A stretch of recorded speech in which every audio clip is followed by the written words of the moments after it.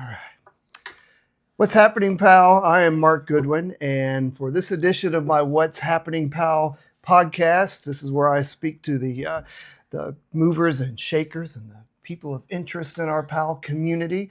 I have got Kathy Hoff, Executive Director of People in Need, with me. Hi, Kathy. Hi, how are you? I'm warm, fortunately. That's important. Yeah, because it's like, below zero out there today. So anyway, I'm so glad you would sit down and talk with me for a little bit today about people in need. So let's just jump right in. All right. Sounds good to me. You recently took over as executive director, didn't you?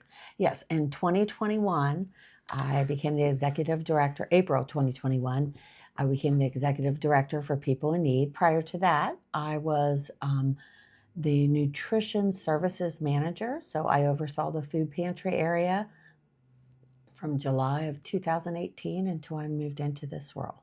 Oh, okay. And prior to that, what did you do? Well, I worked for 31 years in higher education. I was mainly a dean of student affairs for 31 years and had thought I was going to retire. And I took a year to decide what I wanted to do in that phase 2 of career. And the student services area was always an area of interest for me. I like connecting people with resources in their community to help them be successful. So when I started at People in Need as a volunteer first, I volunteered for almost 6 months and then began working for them. And look at you now. Yes. Yeah, that's great. I've been a big fan of People in Need for a long time, and have volunteered some myself there, and just a strong believer in what you do for the people of Delaware County. It's a fantastic service, and I recently learned this really started back in the 1950s. You're a Christmas clearinghouse. Yes, right? yes.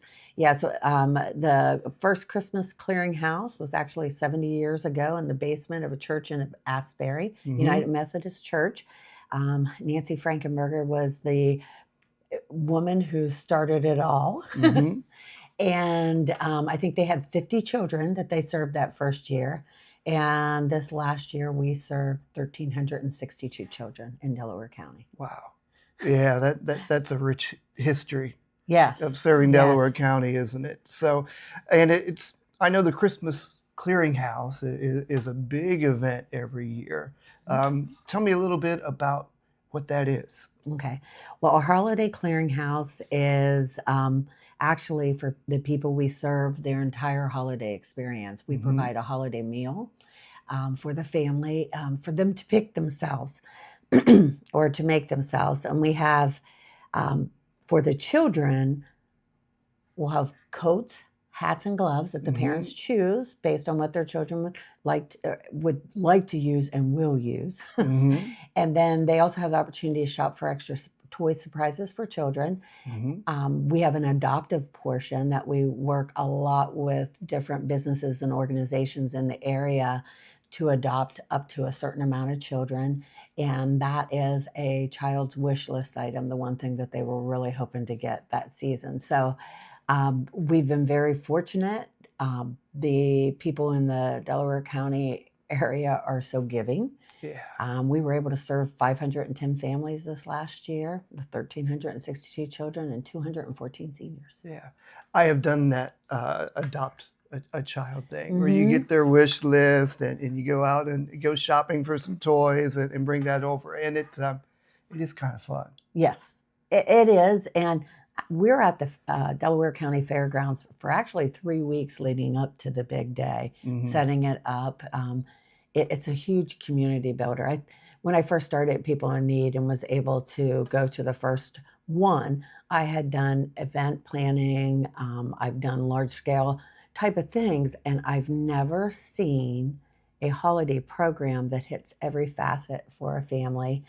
And the amount of people that come out from the community to be a part of it.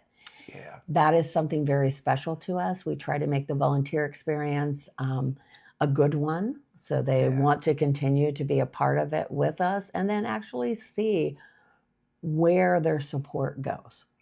It's a blessing to participate in that. I can tell you, it feels good to do it, and Mm-hmm. it's a good experience being able to do that. But then also seeing, you are affecting a family that maybe just down the street from you, right? I mean, everybody served is right here in Delaware County. Absolutely. And there are so many people, especially with the higher cost of housing and the Hmm. higher cost of food, right? There are so many people that are one paycheck away from needing a support system. And for many people, there are options for them. There might be family to help with situations or things of that nature. But there are a group of people in our community that support system isn't there. And that's where people in need comes in. Hmm. And it's and the holiday clearinghouse is just one thing that you do. Tell me a little bit more. And I recently got Yes. this mailer from It was from a you perfect guys, timing, right? wasn't Wasn't it? that great timing? But it was, I mean, it's amazing all the things you guys are do. I mean, you've helped in rent and mortgage payments, of course, the meals. You help with utility bills. Students get shoes. Yeah, tell Mhm. me about some of those programs. Okay. Well, we what we try to do is address food insecurity and housing stability. We don't make promises that we are going to change the world with what we do, but really, as an emergency services provider, we try to help stabilize someone for a 30-day window to be able to make a decision on what they need to do to move forward Yeah. in So life. what does that mean to help them stabilize for the 30-day? Mhm. Help me So understand that. for our emergency services area, which addresses people who are in danger of being evicted from their home or mortgage assistance, we will only assist one time a year with a family or individual to help them um, with their rent or mortgage payment after they provide to us an application with supporting documentations to make Mhm. sure they qualify, because we traditionally only work with people who are living at 200% above the federal poverty level. Mhm. So for a family of four, that would be 60,000 a year. Okay. So we qualify them financially. We qualify the circumstances that they are telling us to make sure that we are helping people who are truly in need, um, and we let them know this is only for 1 month, Mhm. and we make arrangements with the landlords or with the mortgage provider that during those 30 days they will stop any proceedings. So that will put someone in a situation where they can assess, is this something that I just needed a little bit of help to Mhm. get over this rough spot in my life? Or is this not sustainable and I need to look for other types of Yeah. housing?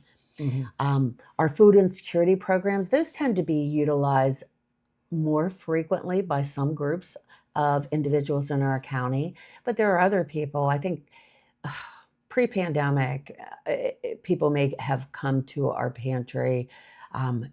They could come once a month, but most people did not utilize our services um, more than 4 times in a calendar Mhm. year.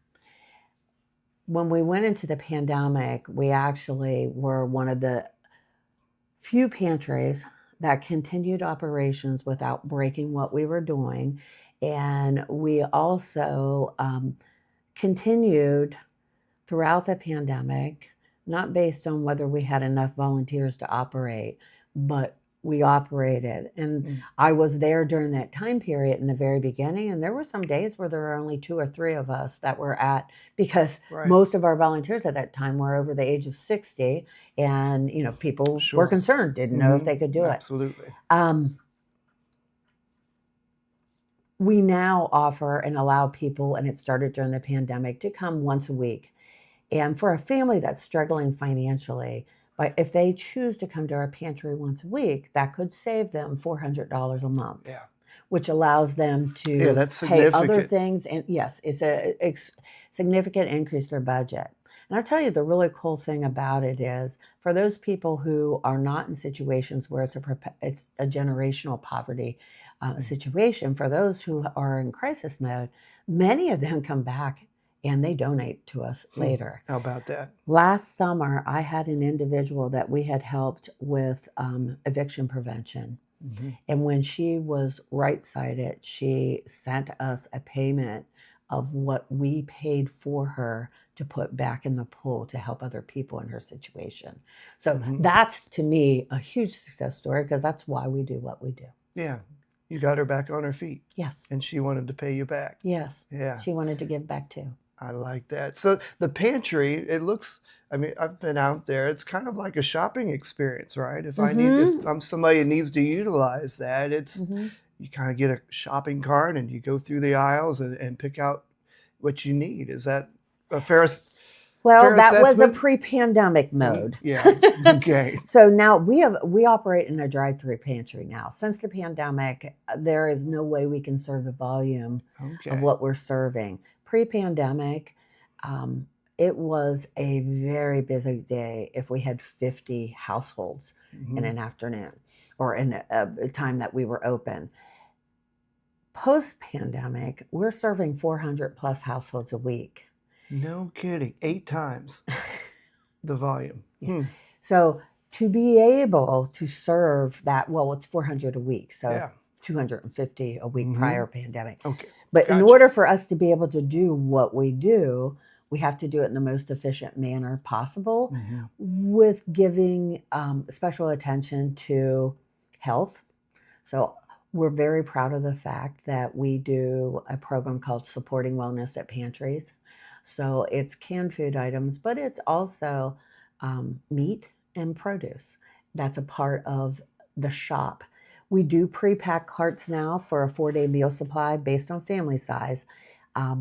And then when the volunteers register people at their car, they'll ask them if there was anything special they came for today, and then also if they have any dietary restrictions.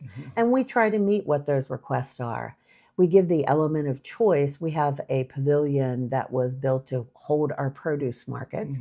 And the pavilion we use during the week when we serve people as extra things that we happen to have in the pantry that we need to either move quickly or slightly expired items. So we'll put those out there. That allows people to add on to the shop that we're currently giving them. Yeah. So where does the produce and the meat and the canned good items come from? Well, it's a huge consortium of places. We have Mid-Ohio Food Collective, which we actually are one of the only agencies out of their 520 agencies that takes advantage of every single one of their programs they have. I thought that was the way when I started at People in Need, that we were behind the 8 ball by not doing that. So I worked very hard to make sure that everything that Mid-Ohio Food Collective could help provide to Delaware County, we did. So we buy a lot of our food from Mid-Ohio because it will be at a cheaper cost. Some of their things are through TFAP money or federal money. Some of those things are donated through corporations.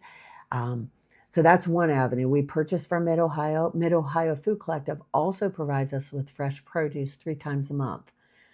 Twice a month through the pantry, and then we have a produce month or produce market once a month. It's the last Wednesday of the month, and Mid-Ohio Food Collective provides us the produce of that. And we're not talking just a little bit of produce. We're talking anywhere from 6 to 8 pallets full of produce. And we typically will serve, when we are doing a produce market, 200 families plus in a 2.5 hour window. My goodness. Well, tell me a little bit more about, I know you've got a lot of things going on. What you do for kids? We actually do a lot of things for kids. We provide weekend backpack program for the Delaware City schools. And what's in the backpack? What's in the backpack? Yeah. Well, these are things that are kid-friendly items that kids can prepare for themselves in the house if mom and dad are busy, or they could be snack items if a kid wants to take their lunch to school, but it's Mhm. meant for the weekend. There are a lot of children that when they go home over the weekend, they may not have um, food to eat for all 3 meals over the Mm. weekend. So we provide 2 lunches, 2 breakfast items, and 2 snacks. So if a kid happens to be at home over the weekend, or it could be something that they squirrel away in the room for extra, but Right. counselors in the school and social workers identify families that meet the criteria for the program, and then they send them paperwork. We never know who the kids are that we're serving, but we know with each one of the elementary schools or the middle school that at this school we have 50 people or we have 80 people, Gotcha. just depending on which school it is. And right now we're only doing this program in Delaware City schools. Part of that is a limitation on our behalf for the vehicles that we have Yeah. and also the staff. We're a small team. Mhm. We are 5 full-time, 2 part-time employees, Mhm. and we rely on 75 plus volunteers every week to help us do what we do. Mhm. Um, we also are in a building that originally they thought, oh, we'll never fill up this building. But with the growth in Delaware County, with the amount of people that we're serving, and also the opportunities, I had mentioned earlier that Mid Ohio Food Collective is one of our partners. Through Mid Ohio Food Collective, we also do a direct retail program that allows us to pick up at about 13 to 15 stores every week. So that could be, it's the Meyer in Delaware. It's in the Aldi and Kroger and Lewis Center, and the Kroger in Plain City, and the Aldi in Delaware, the UDF in Delaware, and then all the Sheetz locations in Delaware County donate to us. Okay. And So BJ's Wholesale. okay. Wow. So you say pick up. So you have to go and pick up those items Yes. yourself. So you Yes. staff or volunteers with your Mhm. vehicles. Yes. Okay. That's a lot to coordinate. It is a big coordination, and our director of food insecurity programs, Kristen Mhm. Zapelski, she has her hands full. She coordinates the volunteers, she coordinates the food coming in for people in need, she coordinates the service aspects of it. Now, there's layers of support through volunteers and other staff persons, but she heads up that initiative and does a wonderful job Mhm. Yeah, that sounds like a lot of work. at it. Mhm. It is. So you have the backpacks. So I think I saw you also do shoes for kids. Is that right? Yes, we actually do a shoe program. Um, People who qualify can apply the Tuesday after Memorial Day, and then we close it down the second week or the second Friday in July, and that allows us to. Last year we served 600 children. We hope to do that again this year, possibly with a little increase. Um, Unfortunately, even though we do help a lot, we still are not at the point where we don't have to turn people away Yeah. for our services. And where do those shoes come from? We actually coordinated a program through Famous Footwear. Mm. The first year that I was in this role, I was very fortunate to meet the administrators at Tanger Outlets Mhm. and developed a really good partnership with them after one of the chamber meetings. And the administrative staff helps at every produce market for us. Mhm. So when I told them that we were looking for partners for our shoe program, years ago we had worked with Payless Shoes, Mhm. and that worked out very well until they went all online and they were no Yeah. longer able to do those type of partnerships. And so we developed a partnership first with Tanger, and then Famous Footwear was able to provide us not only with a very good program, but a discounted program. So Tanger helped support a portion of it, and then Famous Footwear gives Nice. us a good deal on shoe cards that we give, and it's for shoes Mhm. only, and it allows us to be able to have some we want to make sure that the programs that we give the cards for go to the kids that we are. So it allows us to have a little bit of control on, yes, this is what this child will be getting shoes this year. Yeah. So I'm just thinking you probably have seen a lot of kind of different situations. What are some of the stories that you like to tell that you say, this particular family or this one really, tells what people needs all about? Well, just like the one I shared with you earlier, that's a true story. One of the women that really just, and this is a recent situation, one of the women that we had helped, she came by one of our produce market and was asking me some extra questions, and I was talking to her at her car, and she said, I worked in a managerial role at Nationwide for many, many years, and when I retired, I financially was set.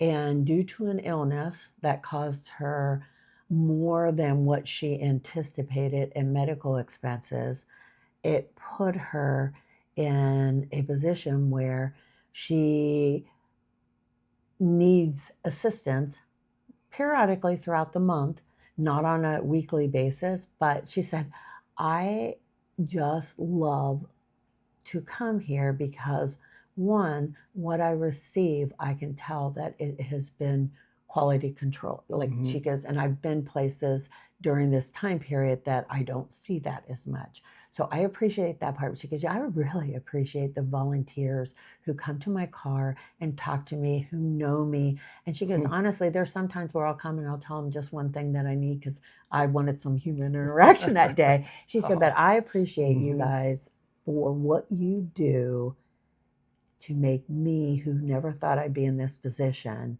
comfortable coming here. Wow. So that's what we try to do with the people that we serve. So what are some things, what's something you would say that, Mark, before I worked at People in Need, I really didn't understand or know, but working there has opened my eyes to, how would you fill in that blank? Well, definitely the pandemic blew it up. Yeah. Because you have the pandemic blew up a lot of things. It did. I mean, and some good things came out of the pandemic, but it just opened people's eyes to, there's so many people who aren't in a situation where if they have to deal with unemployment for a month, or if they have to deal, they don't have that savings or the ability to save based on what their earning capabilities are at the present moment. And I say that as present moment because having the higher education background, that's what I did for many years. Sometimes you have to retool and retrain yourselves. And another part that we do with the clients that I think is very important is we challenge them from time to time.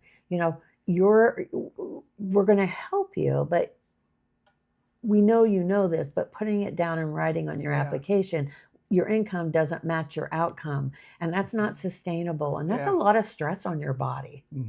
I guess that's a part of it's a lot of stress, and that's what sometimes where there's health issues more because of the stress of what people are going through. So if we can not only help them with their immediate need, but give them options and resources or encouragement to help. So there's a move counseling it role that you kind of fall into as well, right? And I would say it's like counseling because it's not case management what we do. We don't have the staffing to do it. But if you get the right people. You're having these discussions with people, right? Where you kind of can maybe help them with their perspective or point them in a direction that they maybe hadn't been thinking of. That's valuable. And also as an aging professional, like the woman who was at Nationwide, I'm like, it could be anyone. Yeah. I mean, she never expected to be in that position. Absolutely not. And, you think Nationwide, their insurance. Right. Right. So that should not have, but you never know what life's going to throw at you. Yeah. And I think our ability to help those people is the most important thing that we do. And, a part of it, I assumed when I started there that there are people who are at a certain income level and won't be able to change that for a variety of reasons. But there are a pretty good group of people in the middle that sometimes just needs a little help and a little encouragement. And so my eye opener was what we can do to help move that middle a little bit further. Yeah, interesting. So have we, I wanted to make sure I touched on all the things that you guys Well, I'll help tell you with. something. Have We have a new program that we got a grant for last year. We piloted it for a month, and then I wrote a grant to Women Giving Together out of the Delaware County Foundation. They supported us with this. We started bus passes for Delco Transit. If you're paying attention within the county news, Delco Transit over the last couple of years has exploded in their levels of service. That's true. And they are partnering with a lot of the outlying areas. Plus, they are increasing their ridership, and they're increasing it by changing the way buses operate. And they're utilizing an on-demand service, and it has helped them in meeting the needs of what the people are. And it's real interesting because I acquainted to something that we had done at my former job. We tried to do a bus service for people who lived in our housing that were in 30 minutes or more away from campus. And when we did that, we thought people would be very thankful to have a bus that's there in the morning and then in the afternoon, and then it gets them back in the afternoon. But it was a pretty set bus schedule. And after the first 2 weeks, ridership would always fall off. Well, it fell off because no one wants to go 2 hours to a class that, or 2 hours early for a class that's not going to start. And if they can find a better way, they do. So the previous way that bus systems operated, it was not as convenient. And if people could find another way, they figured it out or didn't go. Then on-demand service allows people to make a phone call. A bus is usually there within 10 to 15 minutes. It takes them where they need to go, and then they can call later and have them pick them back up. So it's increased ridership for the people we serve. It has helped them a lot in getting back and forth to the food pantry. We initially purchased, I think, 15 passes, $30 passes for people. And by the end of the year, we were buying 50 passes for this program. So we know the needs there. We know it fits. And we're going to be applying for a grant again this year to help support it because we know it's a good thing, and it's a good thing for Delco Transit. And I'll give a little quick plug. If you've never tried it before, I think February 10th through the 15th is Ohio Loves Transit Week. And it's an opportunity for people to try the bus line just to see if it would meet one of their needs. Yeah. Delco Transit, I know they added that on demand, and that is really a cool service. I did a video with them through the chamber a couple of years ago, I think when they had just started that, and it was, I thought it was a pretty unique idea, but from what I understand, it's taken off. Oh, absolutely. Yeah, how about that? Well, any other services that you guys provide that we'd like to talk about? Those hit the key services. What I wanted to talk about was people in need over the last 3 years has substantially grown, and our biggest growth that we did not anticipate was April of this last year.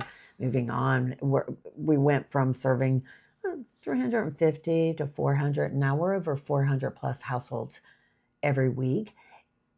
Because of that growth that we've experienced, our parking lot area wasn't enough to handle that business.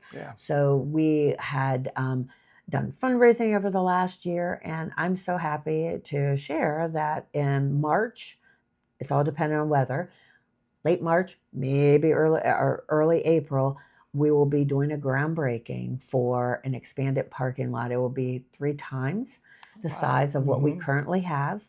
And it will allow us to add 30 parking spaces and a flow that goes around our whole property. So we're fortunate we own our property, so it Yeah. allows us to expand a little bit more on what we have. And there could be some more interesting things coming up over the next 2 years to make sure that we're situated to handle the growth in Yeah. Delaware County. Hmm. Well, I was going to ask you, looking forward, what are you excited about for 2025 Sorry, and stuff? So I you just brought gave that. you that. Yeah, you sure did in the next 2 years. So, what else? Um, exciting this Friday, and it was something we had talked about for a while, and it's something simple, but we are trying to make sure that we are accessible to the people that we serve. Hmm. And that comes out when we do mobile markets out in the community. We're not planning on serving people on a regular basis in their neighborhood, but we do this to expose people to what we do. So we've gone to Ashley. We've gone to Harlem Township. We've gone to Ostrander. Um, we actually did one in Scioto Township as well. We go to different pockets of where we know we have a few people there, but they may not be utilizing it as Hmm. much. Lewis Center was one that we had done. And it allows people to become familiar with who we are and what we're about, and then encouraging them to Yeah. come to So when you go our there, location. you go and what do you do? What's that look like? Well, several years ago, we did fundraising for a mobile cargo van that had a freezer and refrigeration back part, and that allowed us to take meat and produce out on the road. Because a lot of times people don't go to food pantries because they're like, I don't need a whole bunch of canned food. And people do eat healthier now. And while supermarkets set it up that you go around the outside to get the fresh items, and Right. you go Yeah, in the that's middle to true. get what's Hmm. supposed to supplement. So by us going out into these communities, we're exposing them to, yes, we do have canned items to help supplement, but we also have this. Hmm. And here's some other services we have. And we are very strategic in the team members that we send out and volunteers who are very well versed on the services that we offer, but then also have a listening ear to some of the challenges that the people are having, so we can see if we have solutions or if there are other solutions in the Yeah. area. So if somebody wants to volunteer or donate or help out people in need, how do they go about doing that? Well, definitely all of our information's on our website. There's a Hmm. volunteer application and where you'd indicate days and times of the week that you're available and your interest level Yeah. of what you want to do. And that website, it's DelawarePeopleInNeed.org. Yep. Okay. DelawarePeopleInNeed.org. You can also follow us on social media. We're pretty active and share Hmm. a lot about what Hmm. we're doing. If people, we are always interested in individuals or business or school age people who want to help in some way, shape, or form, either through a drive or if there's a group volunteer. Last night, I was at People in Need with a Girl Scout troop. They were third graders, 13 of them, very active. They did a small drive themselves in donation. I gave them a tour, and then I had a service activity so they could earn their badge. Right. But their parents came with them. And so their parents get to see. One thing I've done over the last few years is with Powell Parks and Recreation, Gina Culp and I have developed a day where the camp actually participates with people in need. They've come out there. We have a service activity for them, and we usually have some type of craft, and their craft then goes to the people that we serve the following day. So there's all kinds of stuff we can brainstorm. There's information off our website. You're welcome to reach out to any of us. I will say that the best way to get a hold of anybody at People in Need, you're welcome to call, and we'll return phone calls, email. Being a small team, it's rare that we sit at our desk and wait for the phone to ring. That doesn't get to happen very often, but we are very good about responding to people when they call and have an interest in getting involved with us. Okay, fantastic.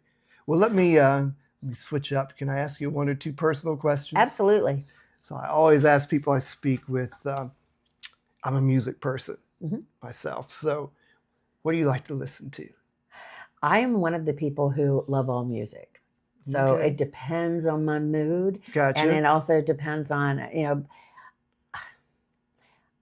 sometimes I like country, Hmm. sometimes I like classical, sometimes I just like to hear instrumental in the background, depending on the Right. environment.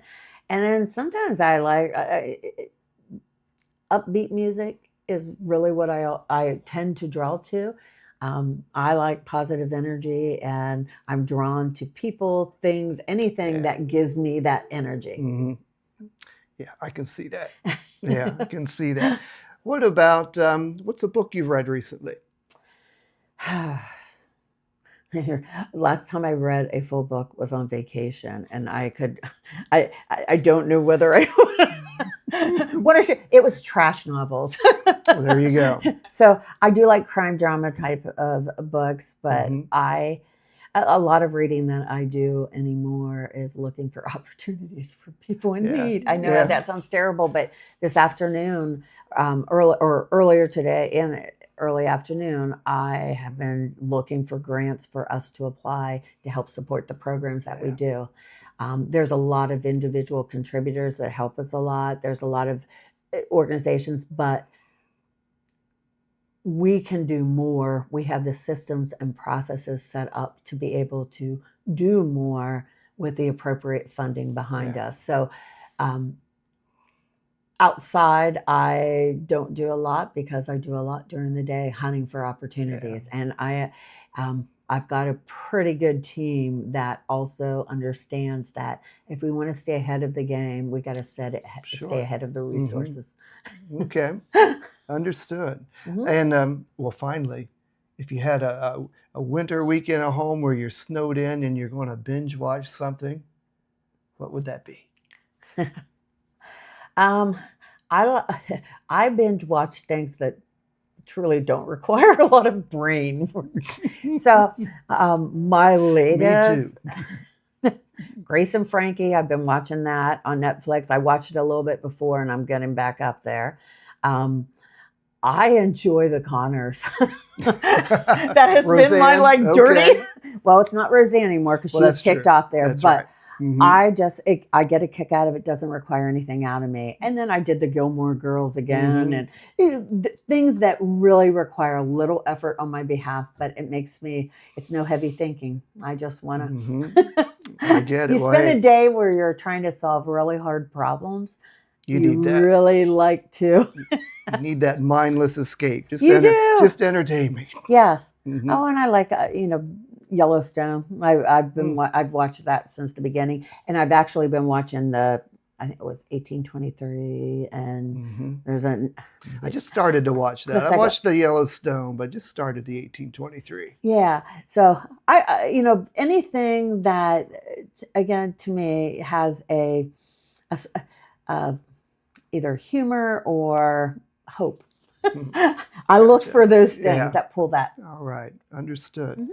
Well, Kathy, I appreciate you sitting down and talking with me about people in need. I Absolutely. love the work that you guys do for the community, and anything we can do to help you out, or any of our buddy gets to see this, Mhm. um, reach out to you folks and chip in. It is really needed, and it's a great cause. And if you ever are interested in taking a tour, anybody that's out there, if you're interested in taking a tour, just reach out to us. We are very open on our operations and what we do, and we welcome people to come on a regular basis to see what it is and ask questions. We're open about how we do what we do. Okay. Well, thank you so much, Mhm. and people in Powell, thank you for watching this. That's it, Kathy.